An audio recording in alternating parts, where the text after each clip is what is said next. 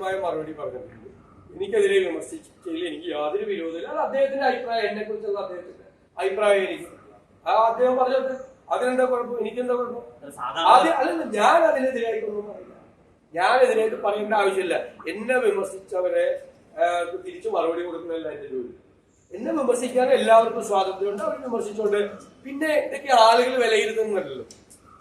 എന്റെ നാവിൽ നിന്നാണോ വേണ്ടാത്തത് വരുന്നത്, ആരുടെ നാവിൽ നിന്നാണോ വേണ്ടാത്തത് വരുന്നത് നോക്കണ്ടല്ലോ. അങ്ങനെ ആളുകൾ ചെയ്യോ? ആളുകളെല്ലാം വിലയിരുത്തില്ല, മലയാളികളല്ലേ, മലയാളികളെല്ലാം വിലയിരുത്തുന്നുണ്ടല്ലോ.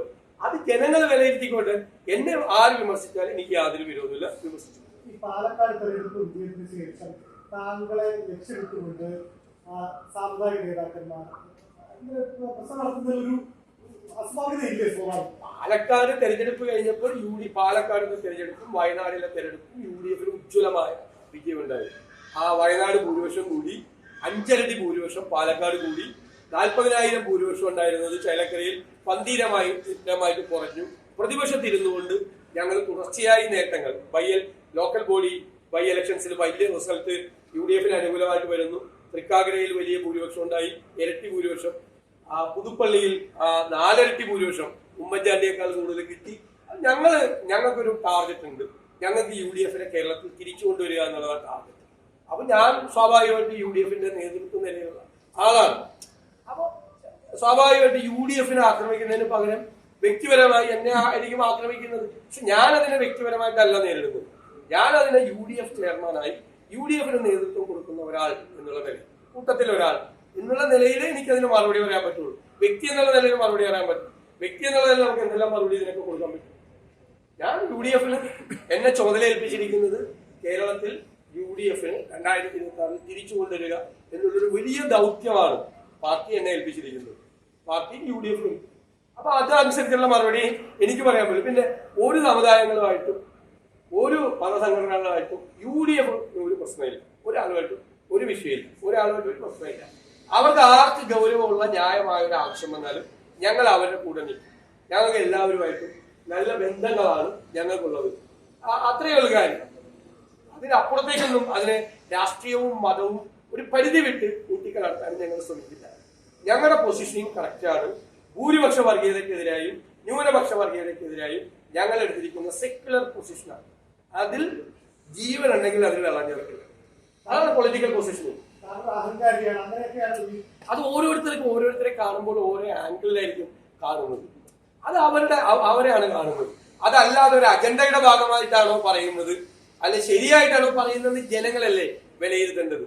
ഞാൻ അദ്ദേഹത്തെ കുറിച്ച് ഞാൻ പ്രതിപക്ഷ നേതാവായതിനു ശേഷം ഒരു വാക്കുപോലും സംസാരിച്ചിട്ടില്ല. ഒരു വാക്കുപോലും നേരിട്ട് പോലും കണ്ടിട്ടില്ല, സംസാരിച്ചിട്ടില്ല. പത്രസമ്മേളനത്തിൽ കൂടി പോലും ഒരു വാക്കും പറഞ്ഞിട്ടില്ല. അങ്ങനെ ഒരു വാക്ക് പോലും പ്രതിപക്ഷ നേതാവായിട്ട് ഞാൻ പറയാത്ത ഒരാൾ എന്നെ കുറിച്ച് പറഞ്ഞാൽ എനിക്ക് വിഷമമില്ല. ഞാൻ പറഞ്ഞത് എന്റെ മറുപടി അത്രയില്ല, ഞാൻ പറഞ്ഞത്ര മറുപടിയുള്ളൂ. കാരണം എന്നെ വിമർശിക്കാനുള്ള സ്വാതന്ത്ര്യം എല്ലാവരും കൂടി ഞാൻ ഭയങ്കര സംഭവമാണ്, മറ്റാണ് മറിച്ചാണെന്ന് സ്തുതിഗീതം പാടിയാൽ ഞാൻ നശിച്ചു. നിങ്ങൾ അതാണ് ആഗ്രഹിക്കുന്നത്. അപ്പൊ നിങ്ങളത് വിലയിരുത്തുക, നിങ്ങൾ എല്ലാവരും വിലയിരുത്തുക. പൊതുസമൂഹം ഉണ്ടല്ലോ, ഞാൻ കേരളത്തിലെ പൊതുസമൂഹത്തെ കുറിച്ച് വലിയ വിശ്വാസമുള്ള ഒരാളാണ്. ആ പൊതുസമൂഹം അത് കൃത്യമായിട്ട് വിലയിരുത്തുന്നുണ്ട്. അല്ല, ഈ കോൺഗ്രസ് പാർട്ടിയിലെ തന്നെ മറ്റൊരു നേതാവിനെ SNDP പരിപാടി ഉദ്ഘാടനം ചെയ്യാൻ വിളിക്കുന്നു, അതുപോലെ NSS വിളിക്കുന്നു. അതിനിടയിൽ വന്ന് വെള്ളാപ്പള്ളി ഇങ്ങനെ താങ്കളെ ഞാൻ കോൺഗ്രസ് നേതാക്കളെ എല്ലാവരും ബന്ധമുള്ളവരാണ്. ഞാൻ അന്ന് പറഞ്ഞല്ലോ, അത് കോൺഗ്രസിന്റെ ഒരു നേതാവിനെ അവരുടെ പരിപാടിക്ക് വിളിക്കുന്നവരെ നമുക്ക് സന്തോഷമില്ല. കോൺഗ്രസ് നേതാക്കന്മാരെ എല്ലായിടത്തും ഉണ്ടല്ലോ, എല്ലായിടത്തും പോകുന്നുണ്ടല്ലോ. പിന്നെ എത്രയോ സ്ഥലത്ത് വിളിക്കുന്നുണ്ട്. ശിവഗിരിയിലെ കാര്യം എന്ന് പറഞ്ഞാൽ ശിവഗിരിയിലെ തീർത്ഥാടന സമ്മേളനത്തിലെ മുഖ്യാതിഥിയാണ് എന്നെ അവിടെ വിളിച്ചിട്ടുണ്ട്. ശിവഗിരി തീർത്ഥാടന സമ്മേളനത്തിൽ ഹിന്ദുമത കൺവെൻഷൻ വിളിച്ചിട്ടുണ്ട്. SYS സംസ്ഥാന സമ്മേളനം ഉദ്ഘാടനം ചെയ്യാൻ, അവരുടെ പരിപാടി ഉദ്ഘാടനം ചെയ്യാൻ വേണ്ടി വിളിച്ചിട്ടുണ്ട്. ക്രൈസ്തവ ഡിനോമിനേഷൻ എല്ലാവർക്കും വിളിച്ചിട്ടുണ്ട്. എല്ലാവരും വിളിക്കും. കോൺഗ്രസ്സുകാരെയല്ലേ വിളിക്കുന്നത്. അപ്പൊ അതിന് ഞങ്ങൾ സന്തോഷിക്കല്ലോ വേണ്ടത്. എല്ലാവരും പോവുക, എല്ലാ സ്ഥലത്തും എല്ലാവരുമായിട്ട്. എനിക്ക് ഒറ്റയ്ക്ക് മാത്രം അങ്ങനെ എല്ലാവരുമായിട്ട് ബന്ധപ്പെടുത്തില്ല. ഞങ്ങൾ എല്ലാവരും കൂടി ചേർന്നല്ല ബന്ധം ഉണ്ടാക്കുന്നത്. ആ ബന്ധങ്ങൾ ഉണ്ടാക്കുക, ആ ബന്ധങ്ങൾ നിലനിന്ന് പോകണ്ടേ. എല്ലാവരും കൂടി ശ്രമിക്കില്ല. എല്ലാവരും ബന്ധപ്പെടുന്നുണ്ട്. കോൺഗ്രസ് നേതൃത്വം ഞങ്ങളൊരു കളക്റ്റീവ് ലീഡർഷിപ്പ്, ആരെയും മാറ്റി നിർത്തിയിട്ടുള്ള ലീഡർഷിപ്പ് ഒന്നല്ല, എല്ലാവരും ഉണ്ട്. ഇന്നതാണ് കുറേ ദിവസം ഇങ്ങനെ. ഇതിലൊരു ക്യൂരിയസ് ആയിട്ടുള്ള ഒരു കാര്യം എന്ന് വെച്ചാൽ ഇപ്പോ താങ്കൾക്കെതിരെ വ്യക്തിപരമായി ഇപ്പൊ പറഞ്ഞ പോലെ അഹങ്കാരിയാണ്, നിലവാരമില്ലാത്ത ആളാണ്, മറ്റുള്ളവരെ ബഹുമാനിക്കാത്ത ആളാണ്, അങ്ങനെ ഒട്ടേറെ പരാമർശങ്ങൾ നടത്തുന്നത്. താങ്കൾ കോൺഗ്രസിന്റെ പാർലമെന്ററി പാർട്ടി നേതാവാണ്, UDF-ന്റെ ചെയർമാനാണ്, പ്രതിപക്ഷ നേതാവാണ്. പക്ഷെ ഇത്രയും രൂക്ഷമായ വിമർശനം താങ്കൾക്കെതിരെ ഒരു സമുദായ നേതാവ്, ഒരു സംഘടനാ നേതാവ് ഉന്നയിക്കുമ്പോഴും കോൺഗ്രസിൽ നിന്ന് ഒരാൾ പോലും അതിനെതിരെ സംസാരിക്കുന്നുണ്ട്. ഞാനതിന് മറുപടി പറഞ്ഞല്ലോ, വേറെ ആരോടും പറയണമെന്നും പറഞ്ഞിട്ടുണ്ടെങ്കിൽ വേറെ ഇതൊക്കെ ഇവരുടെ ഏത് കാര്യത്തിലും നമ്മൾ രാഷ്ട്രീയ പ്രവർത്തകരിൽ നമുക്ക് മനസ്സിലാവുമല്ലോ ഒരു കാര്യം തുടങ്ങുമ്പോൾ എന്തിനാണെന്ന്. അത് നമ്മൾ മനസ്സിലാക്കി ഞങ്ങൾ ബുദ്ധിപൂർവ്വമാണ് ഞങ്ങൾ പ്രവർത്തിക്കാൻ പോകുന്നത്. ഇത് ഇലക്ഷൻ ഇയർ ആണെന്ന് ഞങ്ങൾക്കറിയാം. ഒരാളും അവരോട് സംസാരിക്കണ്ടെന്ന് പറയുന്നുണ്ടെങ്കിൽ ഒന്നും പറയണ്ടെന്ന് പറയുന്നു ഒരാൾ. മനസ്സിലായില്ലേ? ഞാൻ പറഞ്ഞിട്ടുണ്ടല്ലോ, എന്റെ മറുപടി ഞാൻ വിമർശനത്തിന് അതീതനല്ല എന്നാണ്. എന്നെ വിമർശിക്കാനുള്ള സ്വാതന്ത്ര്യമുണ്ട്. അത് അഹങ്കാരമാണോ? അപ്പൊ നമ്മളെ വിമർശിക്കുന്നവരുടെ മുക്കിട്ട് കയറുന്നല്ലേ അഹങ്കാരം എന്ന് പറയുന്നത്. അയാളെ വല്ല ചീത്ത പറയാ, ഏറ്റവും മോശമായിട്ടുള്ള വാക്കുകൾ ഉപയോഗിക്കുക, മോശമായ പദപ്രയോഗങ്ങൾ ഉപയോഗിച്ച് നമ്മളെ വിമർശിക്കുന്നവരെ ചീത്ത വിളിക്കുക, എടോ ഗോപാലകൃഷ്ണ എന്നൊക്കെ വിളിച്ച പോലെ സംസാരിക്കുക.